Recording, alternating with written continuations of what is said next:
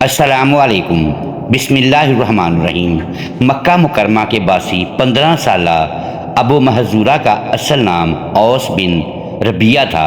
اپنے ساتھیوں کی معیت میں مکہ مکرمہ کے گرد و نواح میں بکریاں چرانا اس کا روزمرہ کے معمولات میں شامل تھا۔ ایک دن وہ وادی حنین کے قریب جعرانہ کے پہاڑوں میں اپنے دوستوں کے ساتھ بکریاں چرا رہا تھا کہ اچانک ایک طرف سے اذان کی آواز اس کے کانوں سے ٹکرائی۔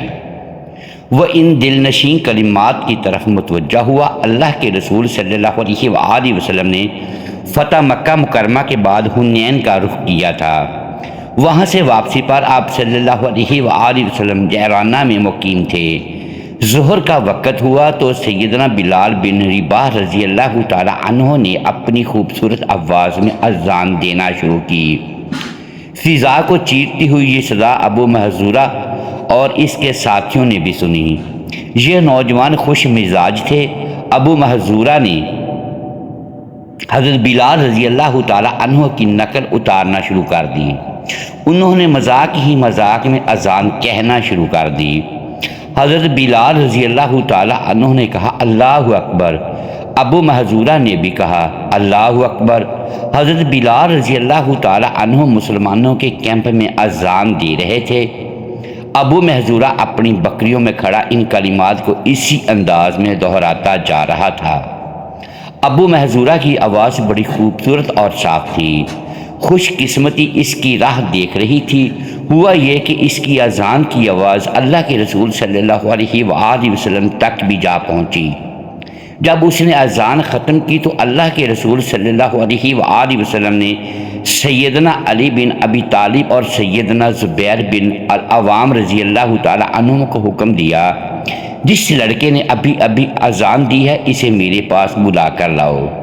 وہ وادی کی دوسری طرف گئے اور بکریاں چرانے والے ان لڑکوں کو لے کر آئے۔ آپ صلی اللہ علیہ وآلہ وسلم نے ان لڑکوں سے پوچھا ابھی تم میں سے کس نوجوان نے اذان کے کلمات دہرائے تھے؟ لڑکے خجالت اور حیا کے مارے خاموش رہے۔ اللہ کے رسول صلی اللہ علیہ وآلہ وسلم کی حکمت اور محبت دیکھے کہ آپ نے انہیں ڈانٹنے کی بجائے ایک سے کہا تم اذان سناؤ۔ اس نے اذان دینا شروع کر دی مگر اس کی آواز اچھی نہ تھی۔ آپ صلی اللہ علیہ وآلہ وسلم نے دوسرے سے کہا اب تم اذان دو۔ یہ آواز اس کی بھی نہ تھی جس کی سماعت آپ صلی اللہ علیہ وآلہ وسلم نے فرمائی تھی۔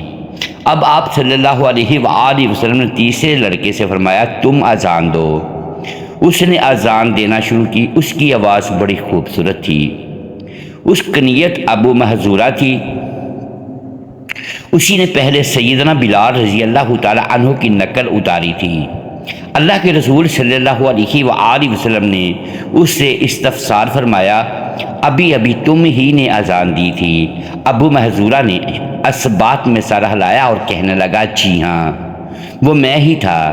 ابو محذورہ کے دوسرے ساتھی تو بھاگ گئے مگر ابو محذورہ کو بیٹھے رہنے کا حکم ہوا۔ یہ ابھی تک مسلمان نہ ہوا تھا۔ اسے یہ خوف تھا کہ کہیں میرے قتل کا حکم جاری نہ ہو جائے کیونکہ اس نے تو مذاق میں حضرت بلال رضی اللہ تعالی عنہ کی نقل اتاری تھی۔ مگر رحیم شفیق اور اعلیٰ اخلاق والے نبی کریم صلی اللہ علیہ وآلہ وسلم نے ابو محذورہ کی طرف اپنے مبارک ہاتھ کو بڑھاتے ہوئے اس کا عمامہ اتارا اور اس کے لیے دعا فرمائی اے اللہ اسے برکت عطا فرما اور اسے اسلام کی ہدایت عطا فرما۔ آپ صلی اللہ علیہ وآلہ وسلم نے اپنا ہاتھ مبارک ابو محذورہ کے سر پر پھیرا اور ایک بار پھر وہی دعا فرمائی۔ ادھر ابو محذورہ آپ صلی اللہ علیہ وآلہ وسلم کی اخلاق محبت اور دعا سے اتنا متاثر ہوا کہ اسی وقت کہنے لگا اشہد ان لا الہ الا اللہ وانک رسول اللہ۔ ابو محذورہ چند ہی منٹوں میں کفر و شرک کے اندھیروں سے نکل کر اسلام کے نورانی راستے کا راہی بن گیا۔ کہاں اس کو یہ خوف اور ڈر تھا کہ کہیں اسے سزا نہ دی جائے کیونکہ اس نے اذان کا مذاق اڑایا تھا۔ قارئین کرام، اللہ کے رسول صلی اللہ علیہ وآلہ وسلم کی بے شمار خوبیوں میں ایک خوبی یہ بھی تھی کہ آپ نے ہر شخص سے وہی کام لیا جس کا وہ اہل تھا۔ جسے وہ بآسانی انجام دے سکتا تھا۔ ابو محذورہ رضی اللہ تعالیٰ عنہ کی آواز بڑی خوبصورت تھی۔ مکہ مکرمہ فتح ہوا، حرم مکی میں خوبصورت اذان دینے والے شخص کی ضرورت تھی۔ آپ صلی اللہ علیہ وآلہ وسلم نے دیکھا کہ ابو محذورہ اس ذمہ داری کو بڑی خوبی سے پورا کر سکتے ہیں، تو ان کا انتخاب کر لیا اور ابو محذورہ رضی اللہ تعالیٰ عنہ سے ارشاد فرمایا، جاؤ تم اہل مکہ مکرمہ کے مؤذن ہو، تمہیں مکہ والوں کے لیے مؤذن مقرر کیا جاتا ہے۔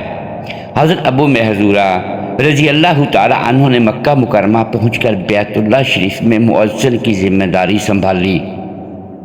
مکہ مکرمہ کے گورنر سیدنا عطاب بن اسید رضی اللہ تعالیٰ عنہ تھے۔ انہیں حضرت ابو محذورہ رضی اللہ تعالیٰ عنہ کے بطور مؤذن تقرر کے احکامات مل چکے تھے۔ حضرت ابو محذورہ رضی اللہ تعالیٰ عنہ اب مؤذن حرم مکی تھے۔ ان کے لیے یہ فخر اور اعزاز کی بات تھی کہ اللہ کے رسول صلی اللہ علیہ وآلہ وسلم نے ان کے بالوں پر شفقت بھرا ہاتھ پھیرا تھا۔ انہوں نے مسرت و شادمانی کے احساس سے سرشار ہو کر یہ ذمہ داری سنبھال لی اور زندگی کے آخری سانس تک مؤذن حرم مکی رہے۔ کہاں ایک معمولی چرواہا اور کہاں اللہ کی عزت و حرمت والے گھر میں پانچوں نمازوں کے لیے اللہ کی طرف لوگوں کو بلانے کا منصب جلیل۔ یہ شرف و فضیلت ان کی وفات کے بعد نسل در نسل چلتی رہی اور ان کی اولاد 300 سال تک حرم مکہ میں مؤذن رہی۔ معزز ناظرین، ایک اور واقعہ سنیں۔ ایک مرتبہ نبی کریم صلی اللہ علیہ وآلہ وسلم مسجد نبوی میں تشریف فرما تھے اور اپنے اصحاب کو دین کی باتیں سکھلا رہے تھے اور ان کی تربیت و تزکیہ فرما رہے تھے۔ اس مجلس میں ایک نوخیز لڑکا تھا جس کا دل ایمان سے مالا مال اور حکمت اسلامی سے لبریز تھا۔ وہ مجلس سے اٹھ کر چھوٹے چھوٹے قدموں پر چلتا سیدھا اپنے چچا جلاس بن سرید کی خدمت میں حاضر ہوا، جس کی عمر 60 سال کی ہو چکی تھی، لیکن اس کے دل میں نفاق سخت چٹان کی صورت اختیار کر چکا تھا۔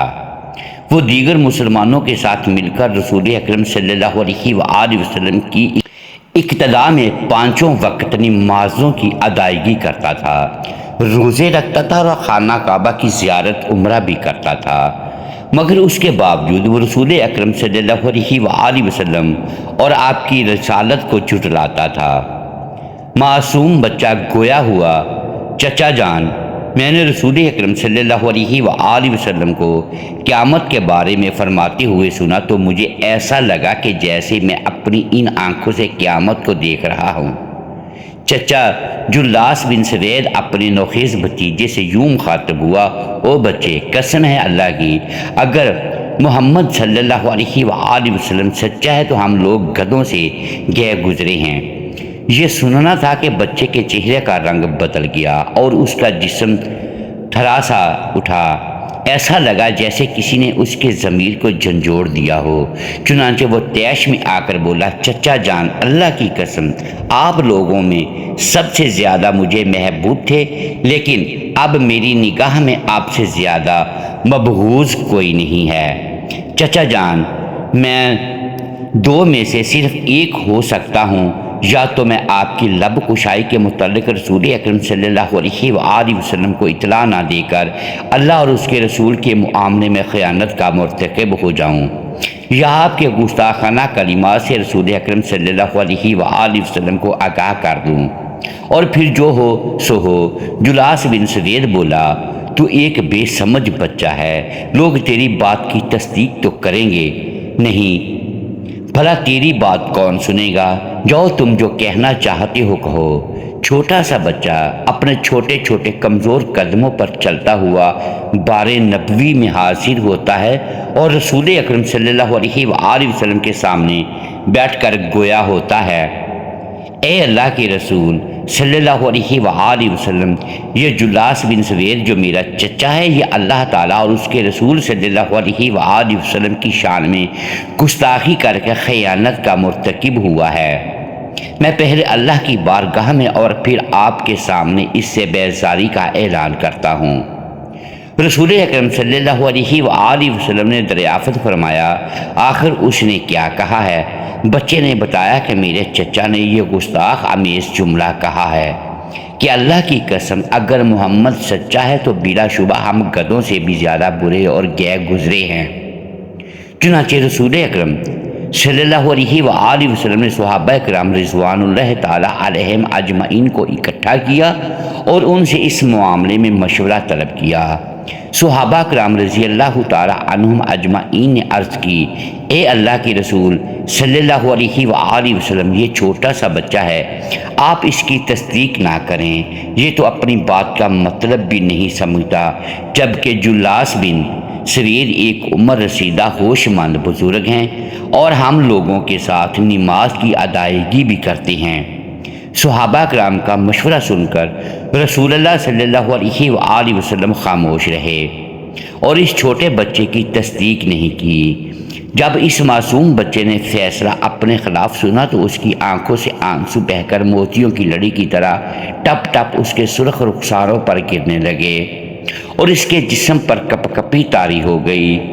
اس نے انتہائی حزن و مال اور رنج و غم کے عالم آسمان کی طرف اپنی نظر اٹھائی اور اس ہستی کی طرف متوجہ ہو گیا جو باریک بین ہے اور جس سے کوئی بھی بات مخفی نہیں بلکہ وہ دلوں کی بات سے بھی آگاہ و باخبر ہے۔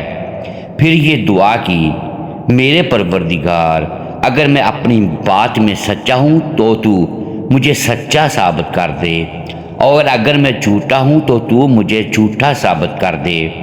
اللہ کی قسم ابھی وہ بچہ اس مجلس سے رخصت بھی نہیں ہوا تھا اور مسجد کے اندر ہی بیٹھا کہ حضرت جبرائیل امین علیہ السلام 7ویں آسمان کے اوپر سے اس کی تصدیق کا پروانہ لے کر رسول اکرم صلی اللہ علیہ وآلہ وسلم کی خدمت میں حاضر ہو گئے۔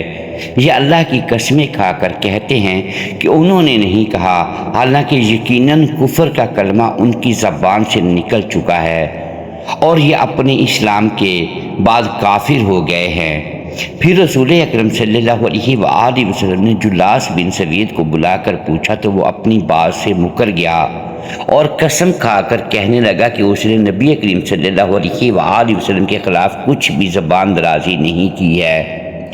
رسول اکرم صلی اللہ علیہ وآلہ وسلم نے اس سے فرمایا، اللہ تعالیٰ فرماتا ہے، یہ اللہ کی قسمیں کھا کر کہتے ہیں کہ انہوں نے نہیں کہا، حالانکہ یقیناً کفر کا کلمہ ان کی زبان سے نکل چکا ہے اور یہ اپنے اسلام کے بعد کافر ہو گئے ہیں۔ اے جلاس، تم نے اللہ کے ساتھ کفر کیا ہے، اب تم اللہ سے توبہ کرو، کیونکہ اللہ تعالیٰ فرماتا ہے اگر اب بھی توبہ کر لیں تو یہ ان کے حق میں بہتر ہے۔ اس کے بعد رسول اکرم صلی اللہ علیہ وآلہ وسلم نے اس چھوٹے سے بچے کو اپنی خدمت میں بلا کر اس سے فرمایا، اس خوش نصیب بچے کو خوش آمدید جس کی تصدیق اس کے پروردگار نے 7 آسمانوں کے اوپر سے کی ہے۔ قارئین کو معلوم ہونا چاہیے کہ صداقت و نجابت اور غیرت و حمیت کا یہ معصوم پتلا وہی جلیل القدر صحابی ہے جس کو تاریخ اسلامی حضرت عمیر بن سعد بن عبید بن نعمان انصاری رضی اللہ تعالی عنہ کے نام سے جانتی ہے، اور جن کی صداقت کے بارے میں جب قرآن نازل ہوا تو رسول اکرم صلی اللہ علیہ وآلہ وسلم نے ان کا کان پکڑ کر فرمایا تھا، اے بچہ، تیرے کان نے ٹھیک ٹھیک سنا اور تیرے پروردگار نے تیری تصدیق فرمائی۔ اور یہی وہ حضرت عمیر بن سعد رضی اللہ تعالی عنہ ہیں جن کو حضرت عمر بن خطاب رضی اللہ تعالی عنہ نے حمص کا گورنر بنا کر بھیجا تھا اور جو شام میں سکونت پذیر ہو گئے تھے اور وہی وفات پائی۔ ایک اور واقعہ سماعت فرمائیں۔ ناظرین کرام، اس واقعہ کو شام کے مشہور مؤلف اور مصنف الشیخ علی الطنطاوی رحمۃ اللہ کی کتاب قصص من تاریخ سے اختصار اور معمولی تصرف کے بعد لیا گیا ہے۔ سمرقند کی ایک گہری سرد رات میں ایک شخص اپنے گھر سے نکلتا ہے، چاروں طرف گھپ اندھیرا ہے، اس کا رخ شاہی محل کی طرف ہے۔ وہ آہستہ آہستہ قدم اٹھاتا اندھیرے میں راستہ تلاش کرتا بالآخر محل کے قریب جا پہنچتا ہے۔ اس کے بعد ایک جانب معبد ہے اس کے دروازے پر ایک بہت بھاری پتھر رکھا ہوا ہے جس پر مورتیاں گدی ہوئی ہیں، اس پر روپ طاری ہے۔ وہ زندگی میں پہلی مرتبہ معبد میں داخل ہونے والا ہے، اس سے پہلے اس کو کبھی یہ موقع میسر نہیں آیا۔ یہ بھاری بھرکم نوجوان بزدل نہیں بلکہ نہایت بہادر شخص ہے۔ اس کا قد خاصا لمبا ہے، نہایت ذہین فطین ہے، سوچ اور فکر بلند ہے۔ وہ نہایت مدبر ہے، مقامی زبان تو اس کی مادری ہے، مگر اس میں ایک نمایاں خوبی یہ بھی ہے کہ اس کو عربی زبان پر عبور حاصل ہے اور وہ فر عربی زبان بولتا ہے۔ اسے معبد کے سب سے بڑے عہدے دار نے ملاقات کے لیے بلوا رکھا ہے۔ اس ملاقات کے شوق اور خوف نے اسے ایک عجیب کیفیت میں مبتلا کر رکھا ہے۔ اس کا جسم کانپ رہا ہے۔ اس معبد میں بہت کم لوگ داخل ہو سکتے ہیں اور جو اس کے ذمہ دار ہیں وہ بس ایک مرتبہ اندر داخل ہوتے ہیں اور پھر ساری زندگی ان کو سورج کی روشنی نصیب نہیں ہوتی۔ وہ دھیرے دھیرے آگے بڑھتا گیا، اس کے لیے دروازہ کھول دیا گیا۔ اگلے کمرے کے وسط میں اس نے ایک عظیم البسہ شخص کو دیکھا، اس کی سفید داڑھی تھی۔ اس نے اس کو اس کے نام سے پکارا اور اپنے پیچھے آنے کا اشارہ کیا۔ وہ سمجھ گیا کہ یہ معبد کا چوکیدار ہے۔ وہ اس کے پیچھے پیچھے چلا گیا۔ کئی غلام گردشوں سے گزرنے کے بعد کاہنوں کے سردار کے سامنے جا پہنچا۔ ان کو کسی نے نہیں دیکھا، وہ معبد سے نہیں نکلتے تھے، بہت کم لوگ ہی ان سے ملاقات کر پاتے۔ اس ملک کے حقیقی حکمران یہی کاہن تھے، کوئی بھی ان کی مخالفت کی جرت نہ کر سکتا تھا۔ لوگوں میں یہ بات معروف تھی کہ ان کی حکم عدولی دراصل خداؤں کی نافرمانی کے مترادف ہے اور ایسے لوگ لعنت کے مستحق ہوں گے۔ اس نوجوان کی نگاہیں دہشت پھٹی کی پھٹی رہ گئیں۔ اس نے دائیں بائیں دیکھا، کاہن ایک صف میں کھڑے تھے۔ اس نے بڑے کاہن کی طرف اپنے کان لگا دیے جو آہستہ آہستہ گفتگو کر رہا تھا۔ پہلے تو اسے کچھ سمجھ نہ آئی، مگر بتدریج اس کو مفہوم سمجھ آنے لگا کہ وہ سمرقند کی تاریخ اور اس کا ماضی بیان کرتے ہوئے کہہ رہا تھا کہ کسی طرح مسلمانوں نے اس ملک پر قبضہ کر لیا ہے۔ ہم نے اس قبضے کے خلاف کتنی ہی ناکام کوششیں کی، مگر ان کا اقتدار بتدریج پکا ہوتا جا رہا ہے۔ اب ہم ترپ کا پتہ پھینکنا چاہتے ہیں، اور وہ یہ کہ ہم نے سنا ہے کہ اس قوم کا بادشاہ نہایت عادل شخص ہے۔ وہ دمشق میں رہتا ہے۔ ہم نے فیصلہ کیا کہ اس کے پاس اپنا ایلچی بھیجا جائے جس کے ہاتھ اپنی شکایت ارسال کریں۔ ہم دیکھتے ہیں کہ وہ اس بارے میں کیا کرتا ہے۔ چونکہ تم عربی زبان سے واقف ہو، لہٰذا ہم نے تمہیں منتخب کیا ہے۔ تم نہایت ذہین اور دلیر بھی ہو، گفتگو کا فن جانتے ہو۔ کیا تم اس کام کے لیے آمادہ ہو؟ نوجوان نے اثبات میں سر ہلا دیا۔ بڑا کاہن کہنے لگا کہ پھر فوری طور پر اپنے سفر پر روانہ ہو جاؤ، تمہیں زیادہ راہ وافر مہیا کر دیا جائے گا۔ نوجوان وہاں سے نکلا تو خوشی اور مسرت اس کے چہرے پر عیاں تھیں۔ آج سب سے بڑا کاہن نے مجھے شرف باریابی بخشا ہے، مجھے ایک عظیم مشن کے لیے منتخب کیا ہے۔ اب وقت ہے کہ میں اپنی صلاحیتوں کا مظاہرہ کر سکوں۔ سمرقند کو آزادی دلانے میں میرا بھی حصہ ہوگا۔ وہ گھر واپس آیا اور سفر کی تیاری کرنے لگا۔ معبد کی طرف سے اس کو زیادہ راہ وافر مقدار میں مہیا کر دیا گیا۔ اس کا تیز رفتار گھوڑا اس کے ہمراہ تھا۔ وہ اس پر سوار ہوا، اس کا رخ بخارا کی طرف تھا۔ وہ مہینوں کا سفر ہفتوں میں طے کرتا حلب پہنچ گیا۔ دمشق اس کی آخری منزل تھی جو اب بالکل قریب تھی۔ وہ دن بھی آیا جب وہ دمشق میں داخل ہو رہا تھا۔ دمشق جو مسلمانوں کا دارالخلافہ تھا، ان کی عظمت کا نشان بہت بڑا شہر، نہایت صاف ستھرا، تہذیب یافتہ تھا۔ اسے یہ سمرقند سے کہیں بڑا نظر آیا۔ وہ ایک سرائے میں اترا اور اس کے مالک سے پوچھا کہ امیر المومنین سے ملنے کا کیا طریقہ ہے۔ سرائے کے مالک نے کہا کہ ہمارے امیر المومنین سے ملنا نہایت آسان ہے، تم مسجد عموی کی طرف چلے جاؤ، وہاں کسی بھی شخص سے ان کے گھر کا راستہ پوچھ لینا، وہاں کوئی پہرہ دار نہیں ہے، نہ ملاقات پر کوئی پابندی ہے۔ وہ مسجد عموی میں داخل ہوا، ایسی خوبصورت عمارت اس نے آج تک نہیں دیکھی تھی۔ اس نے خیال کیا کہ یہی شاہی محل ہو سکتا ہے، چنانچہ اس نے ایک شخص سے پوچھ ہی لیا۔ اس کے لہجے اور شکل سے معلوم ہو رہا تھا کہ وہ اس شہر میں اجنبی ہے۔ اس شخص نے کہا، کیا تم قصر خلافت کے بارے میں جاننا چاہتے ہو؟ مگر کیا یہ قصر خلافت نہیں ہے؟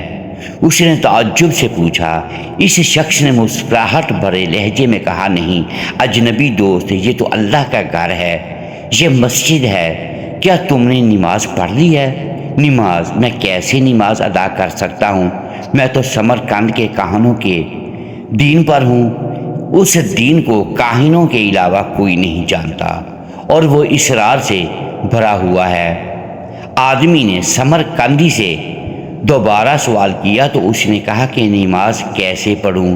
مجھے نماز کا طریقہ ہی معلوم نہیں۔ اس نے پوچھا، تمہارا دین کیا ہے؟ کہنے لگا، میں سمرقند کے کاہنوں کے دین پر ہوں۔ سوال ہوا، ان کا دین کیا ہے؟ جواب ملا، مجھے معلوم نہیں۔ سوال ہوا، پھر تمہارا رب کون ہے؟ اس نے جواب دیا، معبد کا خدا۔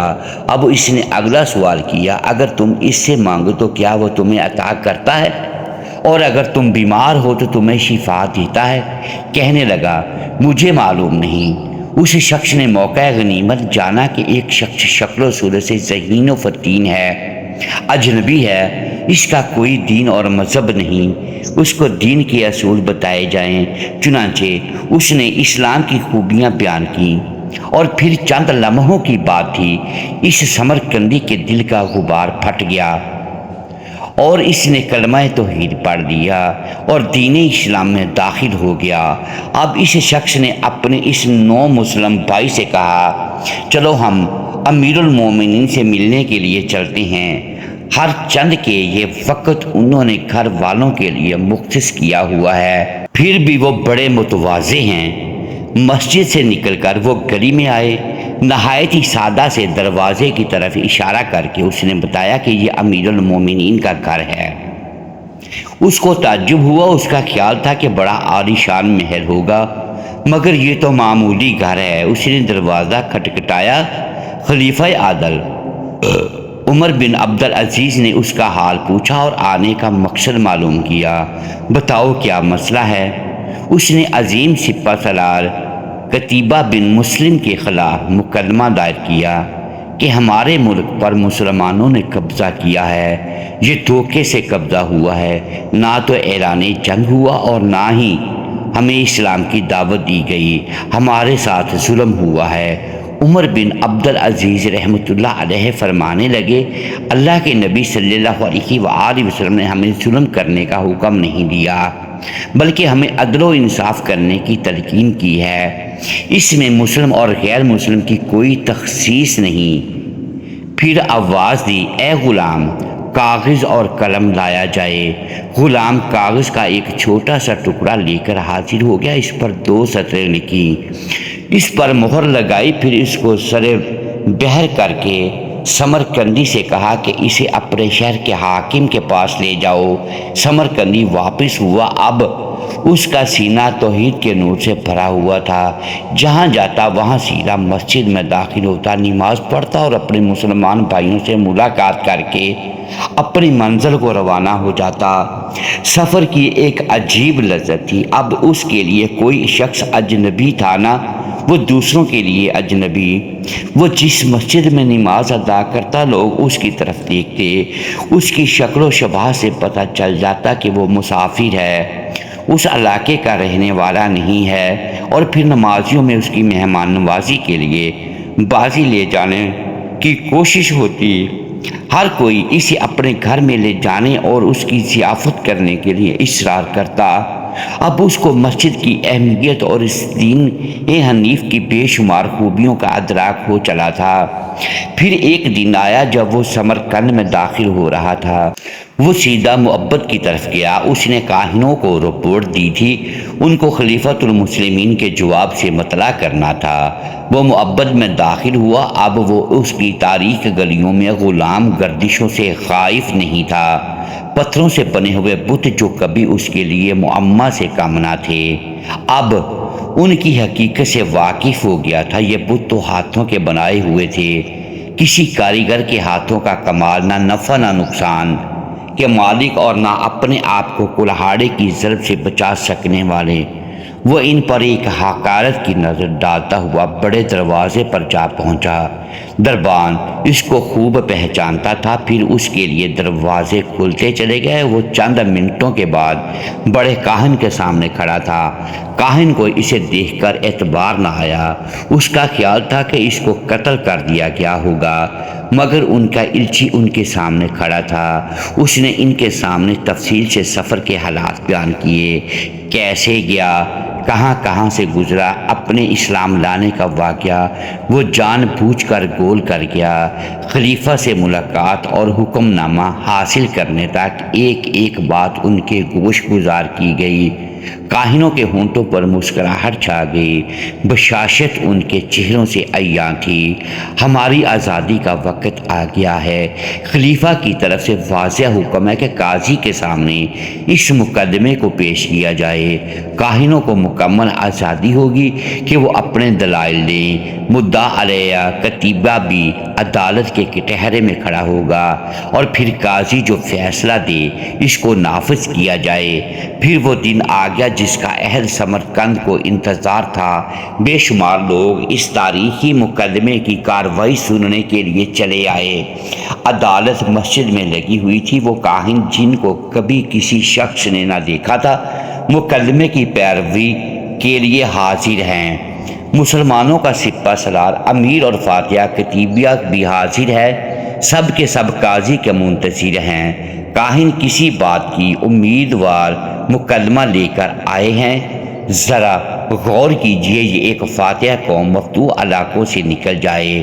مقدمہ جس شخصیت پر دائر کیا گیا ہے وہ عظیم قائد اور سپہ سالار ہے۔ نگاہیں مسجد کے دروازے کی طرف لگی ہوئی ہیں کہ کب قاضی داخل ہوتا ہے۔ حاضرین کو بہت زیادہ دیر انتظار نہیں کرنا پڑا۔ ایک چھوٹے قد اور نحیف جسم والا شخص معمولی لباس پہنے، سر پر امامہ رکھے ہوئے دروازے سے داخل ہوتا ہے۔ اس کے پیچھے اس کا غلام ہے۔ لوگوں میں سناٹا چھا گیا ہے۔ بعض نے اپنی انگلیاں منہ میں دبا لی ہیں۔ اچھا، یہ ہے مسلمانوں کا قاضی؟ یہ خلیفہ اور سپہ سالار قتیبہ بن مسلم کے خلاف فیصلہ دے گا۔ قاضی مسجد کے ایک کونے میں اپنی نشست سنبھالتا ہے۔ اس کا غلام اس کے سر پر کھڑا ہے۔ بغیر کسی لقب کے امیر کا نام لے کر اسے بلایا جا رہا ہے کہ وہ عدالت کے سامنے حاضر ہو۔ امیر شہر حاضر ہوا۔ عدالت نے اسے بیٹھنے کا اشارہ کیا اور اب غلام کاہنوں کے سردار کو بلوا رہا ہے جو امیر کے ایک طرف بیٹھ گیا ہے، اور اب عدالت کی کارروائی شروع ہوتی ہے۔ قاضی اپنی نہایت پست آواز میں کاہن سے مخاطب ہے۔ بتاؤ تم کیا کہتے ہو؟ اس نے کہا، قائد اثر قتیبہ بن مسلم ہمارے ملک میں دھوکے سے داخل ہوئے، اعلان جنگ نہیں کیا اور ہمیں اسلام کی دعوت بھی نہیں دی گئی۔ قاضی نے اب امیر کی طرف دیکھا کہ تم کیا کہتے ہو؟ اس نے قاضی کو دیکھا اور گویا ہوا، لڑائی تو دھوکہ ہوتی ہے۔ یہ ملک بہت بڑا ملک ہے۔ اس کے باشندے کو اللہ تعالیٰ نے ہماری وجہ سے کفر و شرک سے محفوظ فرمایا ہے اور اسے مسلمانوں کی ملکیت اور وراثت میں دے دیا ہے۔ قاضی، کیا تم نے حملے سے پہلے اہل سمرقند کو اسلام کی دعوت دی تھی یا جزیہ دینے پر آمادہ کیا تھا؟ یہ دونوں صورتوں میں انکار پر لڑائی کی دعوت دی تھی۔ سپہ سالار، نہیں، ایسا تو نہیں ہوا۔ تو گویا آپ نے اپنے قصور کا اعتراف کر لیا۔ اب آگے قاضی کے الفاظ پر غور کریں۔ اللہ رب العزت نے اس امت کی مدد اس لیے کی ہے کہ اس نے دین کی اتباع کی اور دھوکہ دہی سے اجتناب کیا۔ اللہ کی قسم ہم اپنے گھروں سے جہاد فی سبیل اللہ کے لیے نکلے ہیں۔ ہمارا مقصود زمین پر قبضہ جمانا نہیں ہے اور نہ حق کے بغیر وہاں حکومت کرنا ہمارا مقصد ہے۔ میں فیصلہ دیتا ہوں کہ مسلمان اس شہر سے نکل جائیں اور شہر اس کے اصل باشندے کو واپس کریں، پھر ان کو دعوت دین دیں، جنگ کا چیلنج دیں اور ان سے لڑائی کا اعلان کریں۔ اہل سمرقند اور کاہنوں نے اس فیصلے کو سنا۔ ان کے کانوں اور آنکھوں نے جو سنا اور دیکھا اس پر یقین نہیں آ رہا تھا۔ انہوں نے سوچا ہم کہیں خواب تو نہیں دیکھ رہے۔ قاضی نے حکومت کے خلاف فیصلہ دے دیا۔ بہت سو کو تو پتہ ہی نہ چلا کہ عدالت برخاست ہو چکی ہے اور قاضی اور امیر روانہ بھی ہو چکے ہیں۔ ہمارا سمرقندی مسلم سفیر بڑی حیرت سے بڑے کاہن کی طرف دیکھ رہا ہے۔ اس کے چہرے کے تاثرات کو خوب غور سے دیکھتا ہے۔ چہرے کے رنگ بدل رہے ہیں، وہ گہری سوچ میں مبتلا ہے۔ بڑے کاہن نے اپنے دماغ پر زور دینا شروع کیا۔ اس کی آنکھیں بند ہو گئیں۔ اس نے اپنی سابقہ زندگی پر غور کرنا شروع کیا ہے، اپنے عقیدے اور منہج کے بارے میں سوچتا ہے۔ کتنا عجیب و غریب عقیدہ ہے، اس کا دائرہ کتنا مختصر اور چھوٹا ہے جو صرف کاہنوں کے درمیان گھومتا ہے، اور اب اس کا ذہن دین اسلام کے حوالے سے سوچ رہا ہے۔ اس کا دائرہ کتنا وسیع اور بڑا ہے۔ خیر سے بھرپور عدل و انصاف کرنے والا دین، جس کی بلندیوں کو سورج کی شعاعیں اور چاند کی روشنی بھی چھونے سے قاصر ہیں۔ وہ آنکھیں بند کر کے کتنی ہی دیر بیٹھا سوچتا رہتا ہے۔ اس کا ذہن اور فکر مسلسل بدل رہا ہے۔ میں کب تک اندھیروں میں رہوں گا؟ روشنی تو بڑی واضح ہے۔ یقیناً اسلام عدل و انصاف کا دین ہے، اس میں چھوٹا بڑا سب برابر ہے۔ آج عدالت میں سب لوگوں نے دیکھا قاضی کے سامنے حاکم کس طرح سرنگوں ہو کر بیٹھا تھا۔ کیا ہمارا بادشاہ اس طرح عدالت کے سامنے پیش ہو سکتا ہے؟ وہ ابھی اسی غور و فکر میں تھا کہ اسے گھوڑوں کے چلنے کی آوازیں سنائی دیں۔ لوگ بازاروں سے گزر رہے تھے، شور برپا تھا۔ اس نے آنکھیں کھولیں، آوازوں کی طرف کان لگائے اور پھر اس نے اپنے ساتھیوں سے پوچھا کہ یہ شور کیسا ہے۔ اسے بتایا گیا کہ قاضی کے فیصلے پر عمل درآمد شروع ہو چکا ہے اور فوجیں واپس جا رہی ہیں۔ ہاں، وہ عظیم افواج جن کے سامنے یثرب سے لے کر سمرقند تک کوئی چیز رکاوٹ نہ بن سکی، جنہوں نے کیسر و کسرا اور خاقان کی قوتوں کو پاش پاش کر کے رکھ دیا، جو طاقت بھی مسلمانوں کے راستے میں آئی اسے وہ خس و خشاک کی طرح بہا کر لے گئے۔ مگر آج اسلامی فوج ایک کمزور سے نحیف و نزار جسم کے مالک قاضی کے فیصلے کے سامنے دستبردار ہو گئی ہے۔ آج صبح کی بات ہے کہ ایک شخص جس کے ساتھ صرف ایک غلام تھا، اس نے مقدمے کی سماعت کی۔ چند منٹوں کی سماعت، عدالت میں دو طرفہ بیانات سنے، سپہ سالار کا اقرار اور پھر 2-3 فقروں پر مشتمل فیصلہ۔ مسلمانوں کے امیر کو عدالت نے شہر خالی کرنے کا حکم دے دیا۔ عدالت کے حکم کے مطابق وہ باقاعدہ چیلنج دیں گے اور پھر دوبارہ لڑائی کریں گے۔ کاہن اپنے ساتھیوں کی باتیں سنتا جا رہا ہے اور پھر اس نے اپنے آپ سے سوال کیا کہ اہل سمرقند اس سیل رواں کے سامنے ڈٹ سکے گے؟ کیا ان کے پاس مقابلے کی قوت ہے؟ دنیا کے تمام ممالک ان کے سامنے جھک گئے۔ کیا ہمارا دین باطل اس حق کے سامنے ٹھہر سکے گا؟ کیا وہ نور اسلام کا مقابلہ کر پائے گا؟ نہیں، ہرگز نہیں۔ رب کا فیصلہ آ چکا ہے کہ ظلم و ستم کی رات کو ختم ہونا ہے۔ دنیا پر نئی فجر طلوع ہو رہی ہے۔ اس نور کے مقابلے میں کوئی بھی نہیں ٹھہر سکتا۔ اس نے اپنے ساتھیوں کی طرف دیکھا اور پوچھا، تمہاری کیا رائے ہے؟ ہمیں کیا کرنا چاہیے؟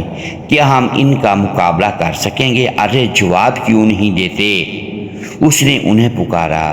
سمرقندی مسلم الچی زور سے کہنے لگا، ساتھیو میرا فیصلہ اور مشورہ سنو۔ کاہن اس کی طرف لگ گئے۔ اس نے کہا کہ میں گواہی دے چکا ہوں کہ اللہ کے سوا کوئی معبود برحق نہیں، اور محمد صلی اللہ علیہ وآلہ وسلم اللہ کے بندے اور اس کے رسول ہیں۔ اب بڑے کاہن کی یہ کہنے کی باری تھی، اور میں بھی گواہی دیتا ہوں کہ اللہ کے سوا کوئی معبود برحق نہیں، اور محمد صلی اللہ علیہ وآلہ وسلم اللہ کے بندے اور رسول ہیں۔ اور پھر چشم فلک نے دیکھا کہ سمرقند کی گلیاں اور چوک اللہ اکبر کے نعروں سے گونج رہے ہیں۔ لوگ جوک در جوک اسلام میں داخل ہو رہے ہیں۔ انہوں نے گھوڑوں کی باگیں پکڑ لی ہیں۔ اس ملک سے واپس مت جائیں، ہمیں اسلامی عدل و انصاف کی ضرورت ہے۔ ہم نے اپنوں کا راج دیکھا، ان کے ظلم ستم سے ہم خوب واقف ہیں۔ آپ سب لوٹ آئیں، ہم نے بھی تمہارے دین کو قبول کر لیا ہے۔ اور پھر تھوڑی دیر کے بعد کیا دیکھتے ہیں کہ مسلمان فوج واپس ایک مفتوح شہر میں داخل ہو رہی ہے۔ کوئی حاکم و محکوم باقی نہیں رہا، کوئی غالب اور مغلوب نہیں رہا، تمام کے تمام اسلامی بھائی بن گئے ہیں۔ کسی عربی کو کسی عجمی پر فضیلت نہیں، کوئی طاقتور کمزور پر بھاری نہیں۔ ہاں فرق کرنے والی چیز صرف تقویٰ ہے۔ اس طرح سمرقندی کی سرزمین میں اسلام کی دولت داخل ہو گئی، اور پھر اس میں سے کبھی یہ دولت نہیں نکل سکی۔ محترم ناظرین، امید ہے آج کی یہ ویڈیو آپ کو پسند آئی ہوگی۔ ناظرین گرامی، اگر ہم اس ویڈیو میں الفاظ کی درستگی دانستہ یا دیدہ دانستہ درست نہیں کر پائے تو ہم آپ سے معذرت خواہ ہیں اور اللہ کی حضور معافی کے طلبگار ہیں۔ ناظرین گرامی، ویڈیو کو لائک کیجئے، چینل کو سبسکرائب کیجئے اور بیل آئیکن پریس کر دیں تاکہ ہر نئی آنے والی ویڈیو آپ تک بر وقت پہنچ سکے اور ہماری حوصلہ افزائی ہوتی رہے۔ اگلی ویڈیو تک کے لیے اجازت دیجیے گا۔ شکریہ۔ اللہ حافظ۔